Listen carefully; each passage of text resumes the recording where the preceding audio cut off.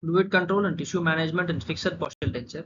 So the significance of this procedure is the patient's comfort and safety, operator access and clear visibility to the preparation margin or to the site of target where we are proceeding the procedure, fluid control, gingival displacement to produce an perfect view and perfect access to the prepared margin of the abutment teeth, which in turn leads to the good impression and will give to the good success of that good process. So contour of the gingival tissue or the edentulous area.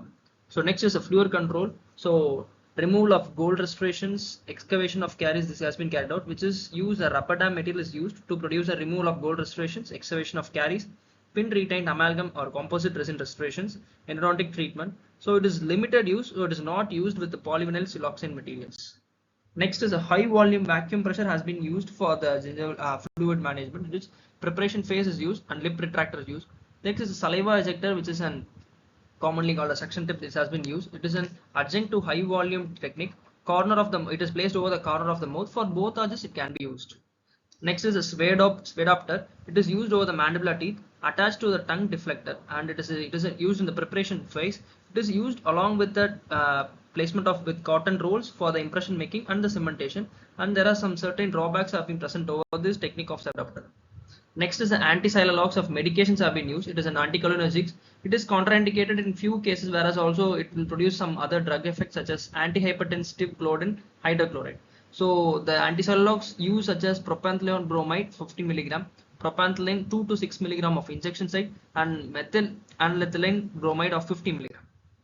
So the cautions which they produce such as drowsiness, blurred visions, and they are also contraindicated in certain conditions such as hypersensitive, glaucoma, asthma patients, CHF, gastrointestinal obstruction, and lactating females. So it is also not infused along with antihistamines, tranquilizers, narcotic analgesics. If steroid is used along with it, it can increase in the cause of an ocular pressure. So various different techniques used for the fluid control management such as cotton rolls, absorbent pads, also local anesthesia can be used over this region of target region for producing a fluid control. Next, it is mainly used for the procedure of finish line exposure. Some of the method used in the finish line exposure such as mechanical, chemico-mechanical and surgical. Under surgical, there are two techniques such as rotary curettage and electrocurettage. So the mechanical method in which copper band or tube impression method have been used. So after the preparation, the figure shows that the copper band is used and it is rotated and placed over the preparation surface, and the margins it has been located and it is transferred into this copper band, and this margin is cutted and it is made open into a fan like shape. So it will produce and it will be provide a mechanical retention. It will be attached to the impression making. So this copper band is transferred to the after that impression making to the impression part. So next is rubber dam has been used. It is most widely used for an endodontic procedure of any class 2 or class 4 class 2 restoration technique. Also it is used for a minor endodontic procedure technique, and plain cotton cord it has been used as an retraction for fluid control technique. So the various chemico-mechanical technique used such as sulfuric acid, trichloroacetic acid, negatol, which is 45% condensation product of metacresol sulfonic acid, and formaldehyde, zinc chloride, 8% of racemic epinephrine, aluminum chloride, alum, aluminum sulfate, ferric sulfate, nasal and ophthalmic decongestants.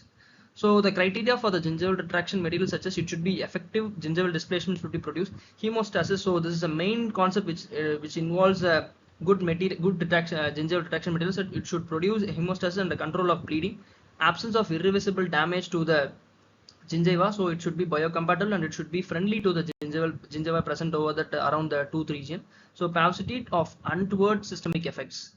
So the cords impregnated with adrenaline such as it have some limitations such as amount of adrenaline level absorbed into the tissue region.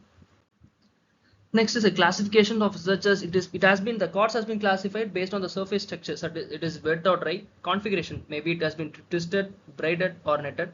So also the surface finish such as it is waxed or unwaxed cord.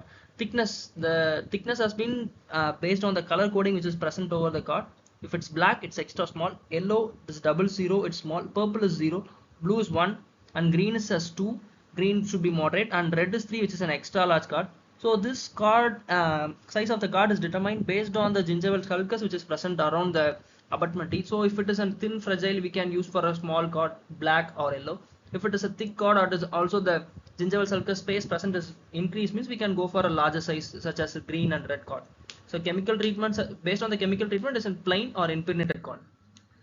So the hemostatic agents used along with the cord is the racemic epinephrine of 8% or alum solution of 100%, potassium aluminum sulfate and chloride solution, ferric sulfate of 13.3%, tannic acid of 20 to 100%. So next technique is a gingival retraction using these retraction cord which we placed at this 2.5 centimeter cord is placed for 5 to 15 minutes in the sulcus, which causes 71 mu grams of displacement of the gingival sulcus.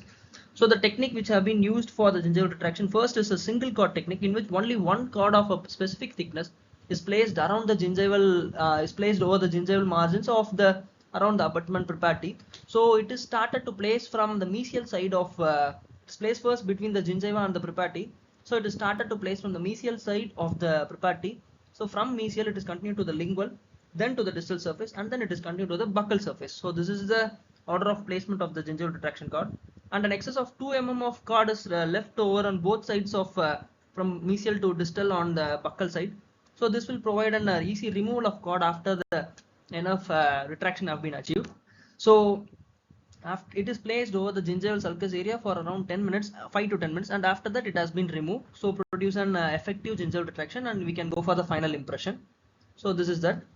This is the gingiva which is first is before placing, and this is during placing, and after placing we can see that gingival the margin of the prepared tooth is well visible, and we can go for the final